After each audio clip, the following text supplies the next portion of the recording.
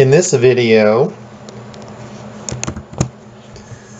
we will discuss data structures, building on what we've already learned.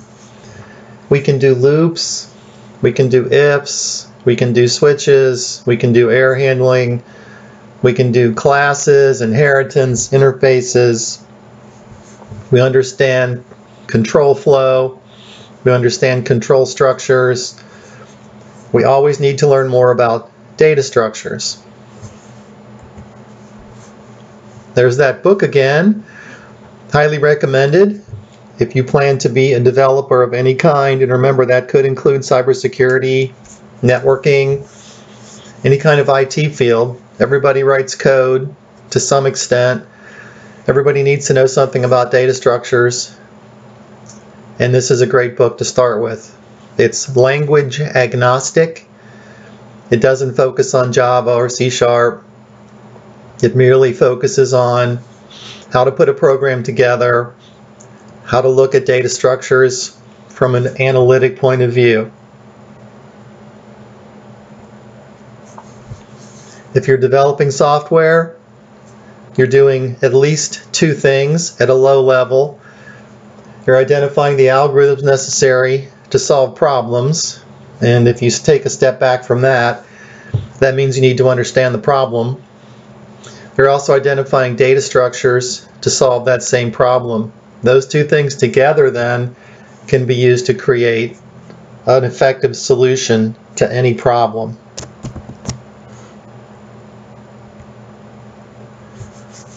One of my favorite places is the grocery store. It's amazing what goes on there, amazing what's available to us, and it's also amazing that we can find examples of computer science and software development at the grocery store. The stack, a classic data structure that we can use in the code that we write, that is used in operating systems and many other applications, including video games. The stack is exemplified at the grocery store in different instances. Here's one. If you're buying pop, then you pull a 2-liter off the front of the row.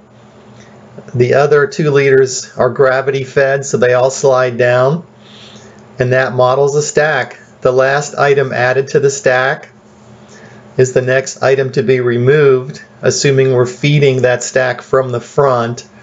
Whoever the associate is that loaded those 2 liters into that row, loaded them from the front. The last one in, the last one loaded into the row, is the first one to be removed from that row by a customer. Another example is a Pez dispenser. When you feed the little candies into the Pez dispenser, the last candy you feed in will be the first one that comes out when you pull back the head of the dispenser. So walk through Kroger, walk through Meijer, walk through the grocery store, look for instances of stacks as you move through the store, and you'll learn about computer science as you do your grocery shopping. A queue is a little different. A queue is first in, first out. An example of that is the checkout line. The first person in line is the first person that gets to check out. And we see that all the time. You can walk through the grocery store and you see lines of people waiting to check out. The person at the end of the line knows they have the longest wait because they weren't the first person in the line. That's an example of a queue. I encourage you to think about different implementations of a queue in the store. For example, some stores have a kiosk where you can place an order from the deli and then walk away and have that order ready for you when you wander over to the deli later on in your trip. Is that a queue? Is that a stack? Is that some implementation of one of those two data structures? or is that a completely different data structure? Here's an example that you probably don't see at a grocery store because it would anger the customers, but a priority queue means that someone in line may move to the front of the line based on some arbitrary designation. They might have more money, they might be some other category that I won't mention here because I'd like to keep my job. But because of their particular designation, they may get priority over everyone else waiting in line. And remember, a queue is just another word for a line. So a priority queue is a priority line. You might see that at different places that you go based on who's waiting in line, what they bring to the party, what they don't bring to the party. And you can see that that applies to the real world as well. So we're modeling things in the real world using well understood and well-known data structures. In the operating system of your computer, there are stacks all over the place.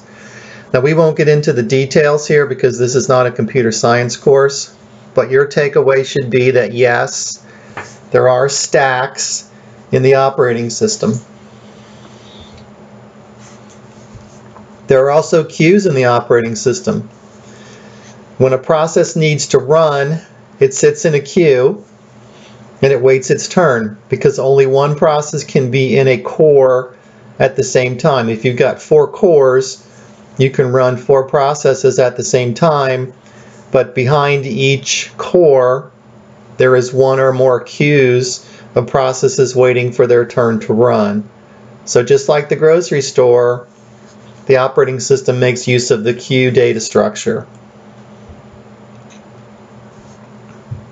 When you're writing code as a developer, you think about a data structure as a solution to a problem, and you think about a data structure according to what you can do with it.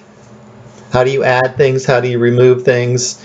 Can you search through it? Can you insert into it? The same things that we think about when we studied arrays and array lists, but the queue and the stack have more capabilities and more jargon, more terminology associated with them. A queue wants to add, remove, and examine at the very, very basic level of functionality. You're going to see in a few minutes that there is way, way more functionality that's crept into these data structures, but just to get the basic operations of a queue, just enough functionality to say it's a queue, we need those 3 things. And if you want to get picky, we really don't need examine because we can do a remove and do an examine on our own time and then add that thing back again. So we don't necessarily even need examine, but generally we characterize a queue by insert, remove, and examine. And those are going to be mapped into methods built into these classes that we're going to use, which we'll see in a couple minutes. A stack has its own jargon. To insert an element into a stack, you execute a push method. To remove an element from a stack, you execute a pop. And to take a look and see what the next element to be removed would be, you execute a peek. And again, hopefully if you stop and think about it, you can execute a peek by doing a pop and then a push. So we don't necessarily need the peek, but it's nice to have. As you might imagine, these popular, well understood data structures have already been implemented for you. Part of your job as a developer is to find something you can use before you go off and try to write it yourself. The last thing you want to find out is that you spent the weekend programming a stack only to find out on Monday morning that there is already a stack built into your programming language library, and someone tells you that at the Monday staff meeting and you're embarrassed and sad because you lost the whole weekend when you could have been out hunting for Pokemons or doing something like that. Let's open our browser.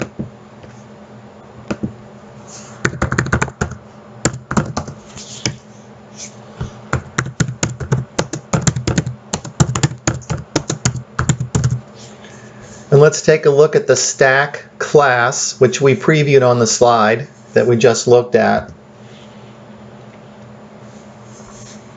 So I want, at this point, authoritative documentation for the stack class. And if I do a Google search with the correctly phrased search, I searched for Oracle space Java space stack space class. I get 3 reasonable hits: SE7, SE10, SE12. Those are release numbers. The higher the number means the more current release it is. So to be safest, I would want to look at the most recent release of that documentation. For something like a stack, it's a pretty safe bet that it hasn't changed very much. So if I went back and looked at release 7, I'd probably be okay, but we'll look at 12.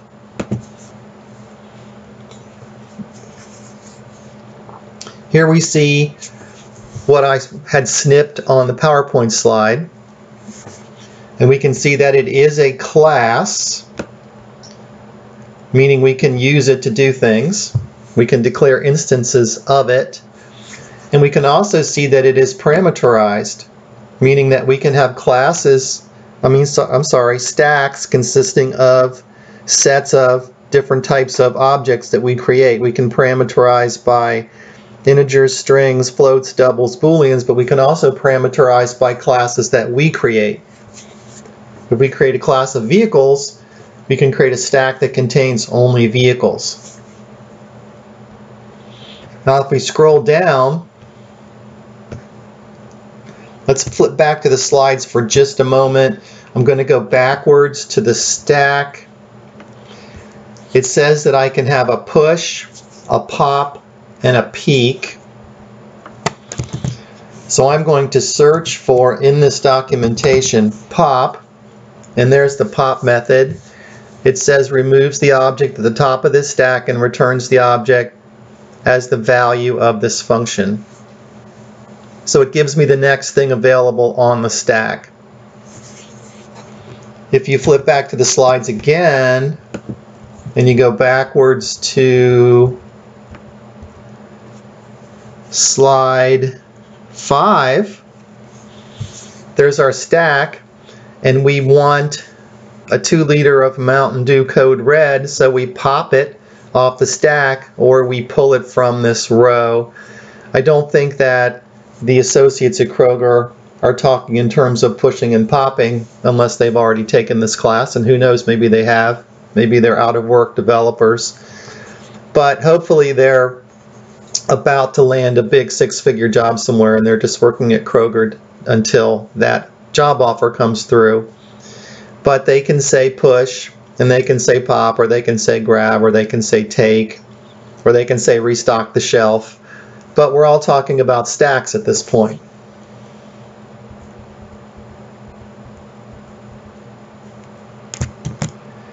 Alright, so we've seen a very, very rudimentary introduction to the documentation.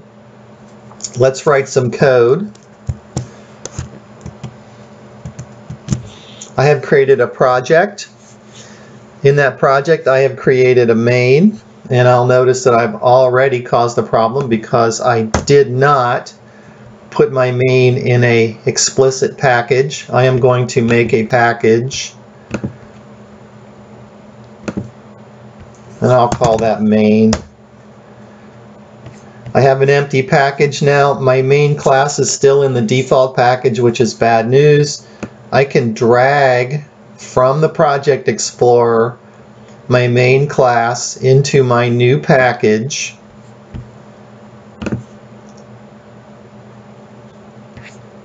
And then when I look at, well, that didn't work.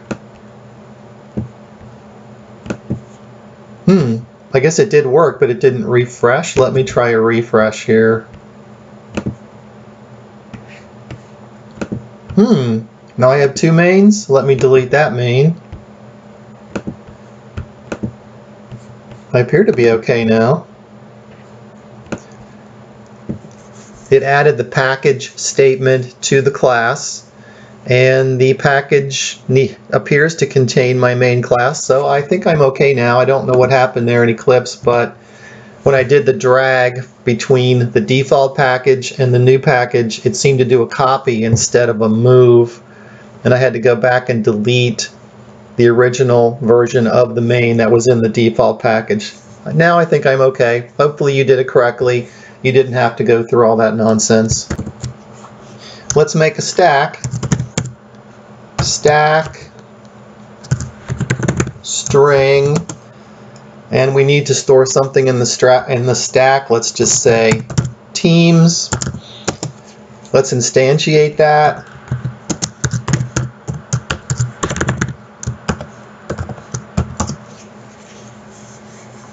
I have a declaration and instantiation of a stack of strings. It is called teams, and I immediately have a squiggle because it does not know, Eclipse does not know what a stack is in this class, but Eclipse is smart and it will go out and look for something called a stack. It found something in java.util.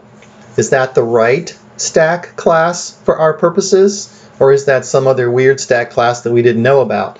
If we flip back to Internet Explorer, the package that the class stack is in is java.util. That is the stack class that we want. All is well.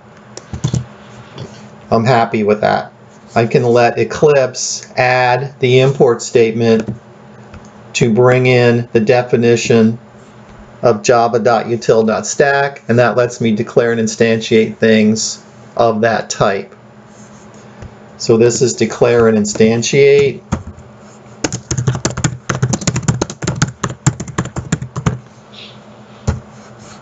And let's add an element to the stack.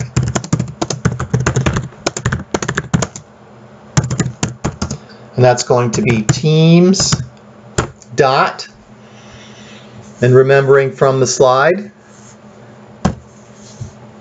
how do you add something to a stack? Push.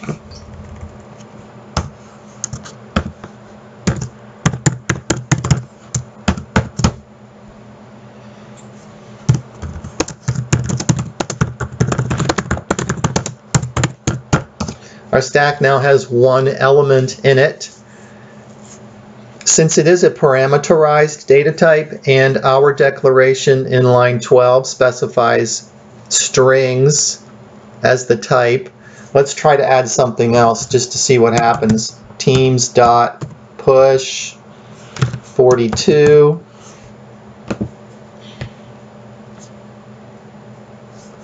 I get an error. The method push string in the type stack string is not applicable for the arguments int. Again, since this is a parameterized data type, it will not let me add anything that is not a string. That's not going to work. Can't do that.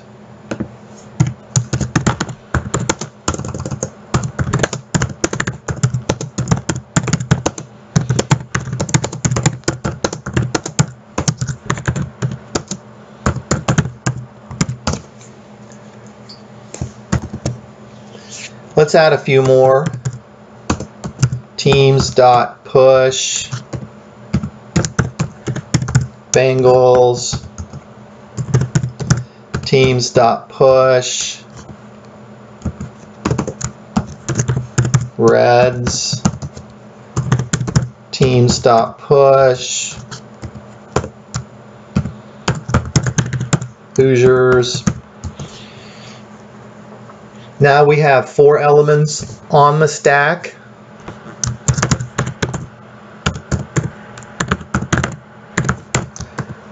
Can we print the size of this stack? Can we print how many elements it contains?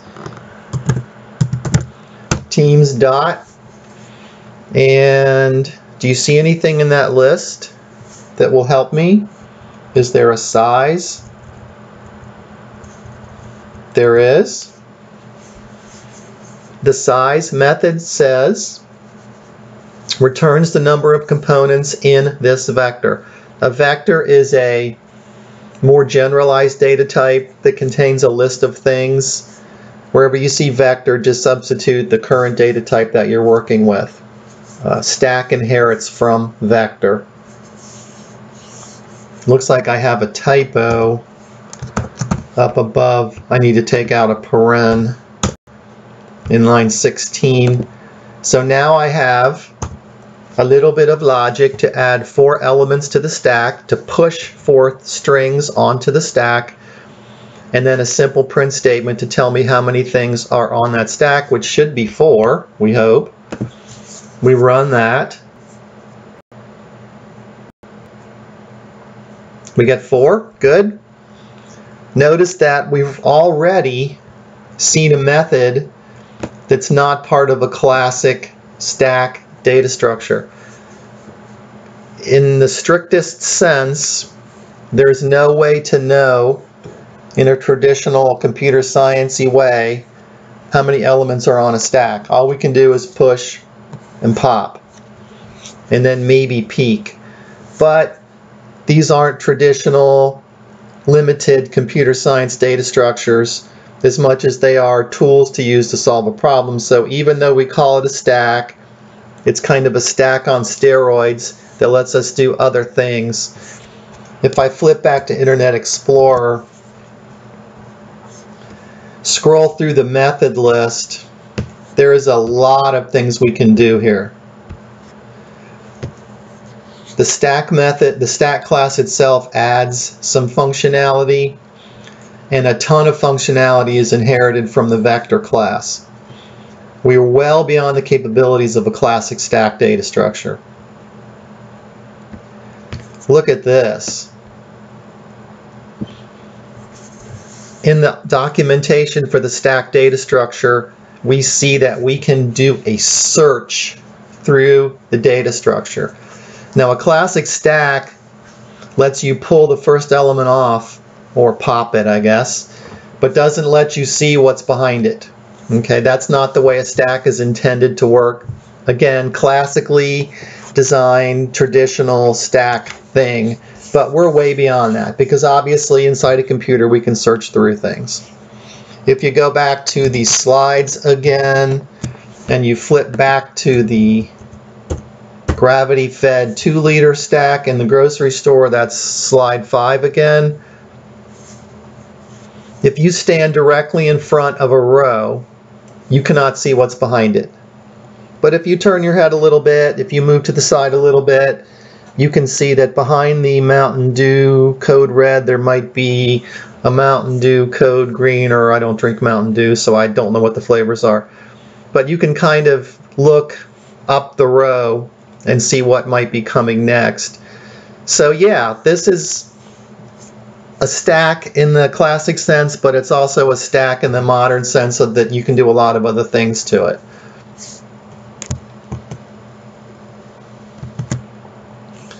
We have our code then. I'm flipping back to the Eclipse project.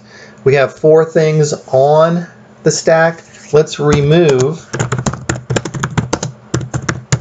the first element available. Now, which one is that going to be? Given your knowledge of stacks, a stack is what? First in, first out, or last in, first out? Are we going to get the first thing that we pushed onto the stack? Or are we going to get the last thing that we pushed onto the stack when we do a pop?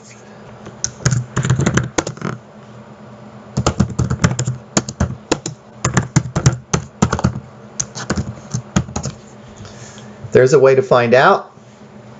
Execute the pop method.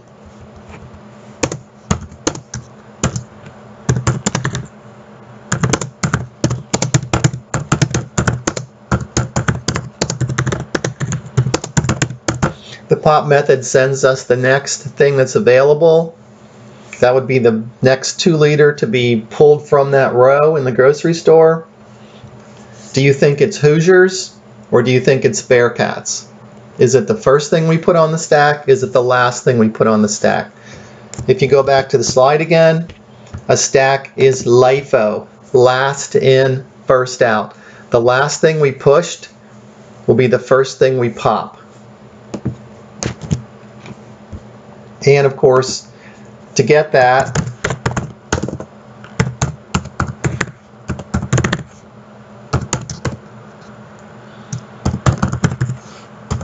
we can print it out. Oh, I've got too many P's and popped. And what is that going to print?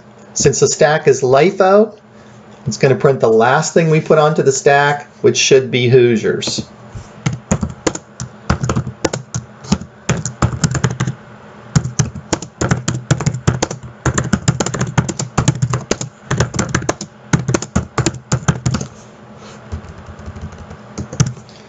Let's run that. Hoosiers. The stack is now 3 elements long because we popped off an element.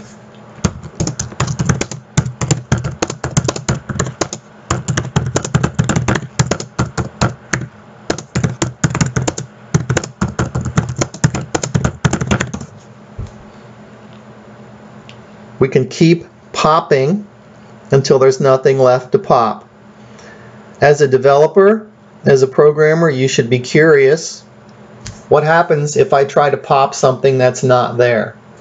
In the grocery store, you wouldn't reach for something in an empty row. That wouldn't make sense. You wouldn't keep reaching and reaching if the row was empty. You would move on to another row, or you would go complain to the manager that there was no Mountain Dew Code Red, and you'd probably drive over to Meijer. But in the computer, you can't, for lack of a better term, look at the stack, and you can't know when it's time to stop popping. But what if we just get silly? While true teams.pop. What does that do?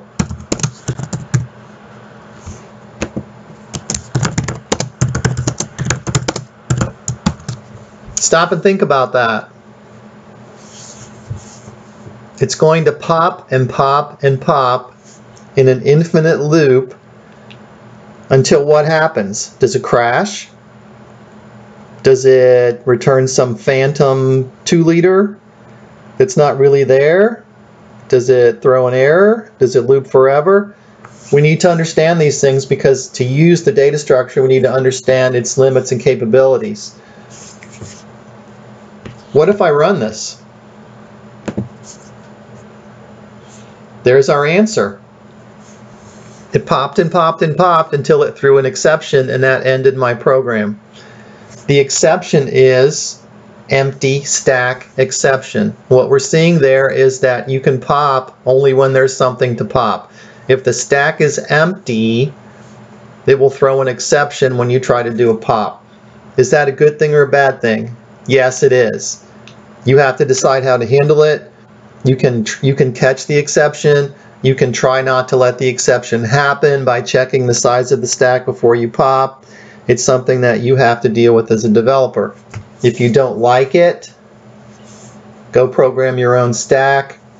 Create a wrapper class that wraps around this stack class and does something else besides throw an exception. There are options that you have, but the easiest way to deal with it is just catch it when it happens and then handle it appropriately inside your application. Let's put this in a try catch.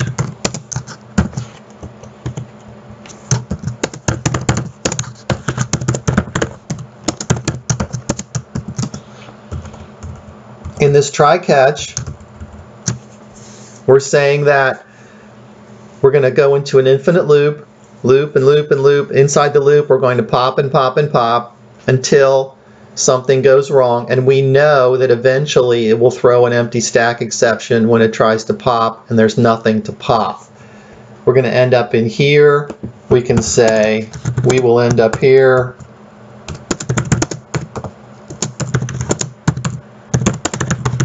When there's nothing to pop.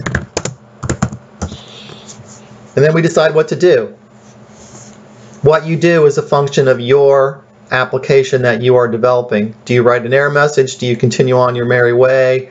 Do you log something to a file? Do you print something on a screen? Do you sound an alarm? You have to decide that. In our case, we have no context. We really don't know what to do, so let's at least print something. System.out.println size of stack equals teams.size.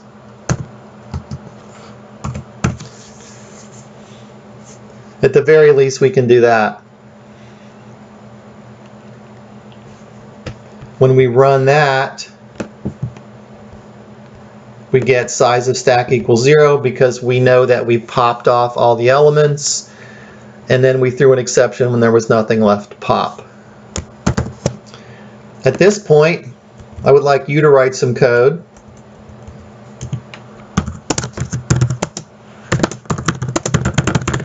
Add 5 more elements to the stack.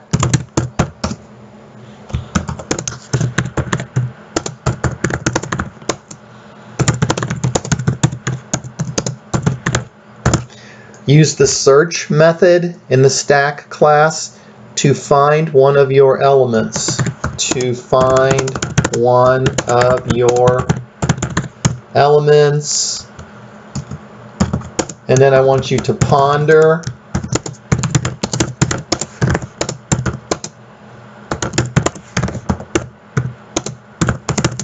what can you do once you've found that element.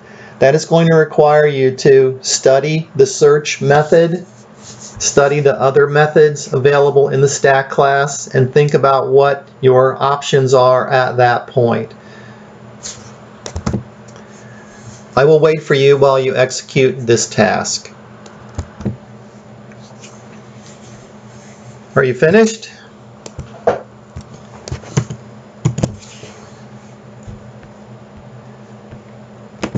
Have you written some interesting code using a stack? Have you pondered this thought experiment?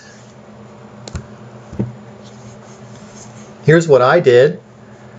I pushed 5 elements onto the stack. Eagles, bears, lions, seagulls, and gerbils. I did a search using the search method in the stack class for the team lions. And then I printed out the position returned by the search method. Let's see what I get. 3.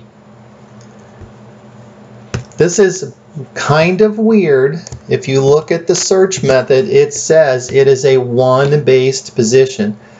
We've typically used 0-based indexing in arrays and array lists. Now we have a data structure that uses 1-based indexing. I don't know why, but it does. The 3 then tells me that eagles is 1, bears is 2, lions is position 3, eagles position 4, gerbils position 5. So I know that in position 3 is the team lions. This is useful for checking to see if something is in the stack without actually removing it from the stack. But the next question you should have in your mind is, can I actually remove this element even though it's not poppable? In other words, I'd have to pop off eagles and bears to get to lions, and that is not what I'd like to do. What if I just want to remove lions from the middle of the stack? A classic stack doesn't support this operation. It's not possible to go in and remove the 3rd thing from the stack without also removing the 1st and 2nd things, so the 3rd thing becomes the 1st thing. We can't do that in a traditional stack. Can we do it in a computer programming type stack that's implemented in Java? I don't know. Is there a way to remove something from the middle of a stack? Let's do some research. Let's go to the Google. Whoops, let's spell it right. And let's say Java stack remove from, and the Java help says remove from list, array, string, list while iterating. None of those look very helpful. I'm just going to say remove from the middle. Can I remove something from the middle of a stack? This might not be the best search phrase. You might have to try some experimentation with this. This is at least a start. The first hit I get, delete middle element of a stack. That's exactly what I want. The site is geeksforgeeks.org. No idea what that is. Don't know if it will attack me and reformat my computer. It's a risk that we always take.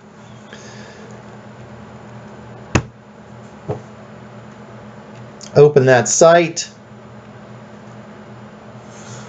Given a stack with push, pop, and empty operations, delete middle of it without using any additional data structure. This appears to be an algorithm to solve that problem. The algorithm looks to be 5, 6, 7 lines of code. They've implemented it as a method. There's a solution then. We can infer from this that it's not possible using traditional stack methods to delete from the middle. But there's some other considerations we should have. How old is this? There's no date on it. Has the stack class been, well, we were looking at C++, let's look at Java. Has the stack class been augmented, updated, improved since this was published? I don't see a date anywhere on this. My takeaway from this is, all right, this nice person has provided a method that I can use to delete from the middle of a stack. I assume it works. I'd have to test it thoroughly. This nice person has provided a method to do that, but I still don't know if it's possible using one of the built-in stack methods. So I'm not sure I'd give up at this point. I'd probably want to do more research to see if there really is a built-in way to delete from the middle, keeping in the back of my mind that a traditional stack data structure would not support that kind of operation. But we've already seen that there are many operations that these stack classes support that are not part of traditional stack data structures. What I might do then is copy this URL and paste it into the code, at least to give myself a little reminder to, yes, if I actually do need to do this, I can go back and look at that URL again. I might delete that comment later. I might go in and implement the code provided in that URL, but at least I've saved my work, so to speak, so I can refer to it later. Okay, that brings us to the end of this video. Thank you for watching, and go back and practice.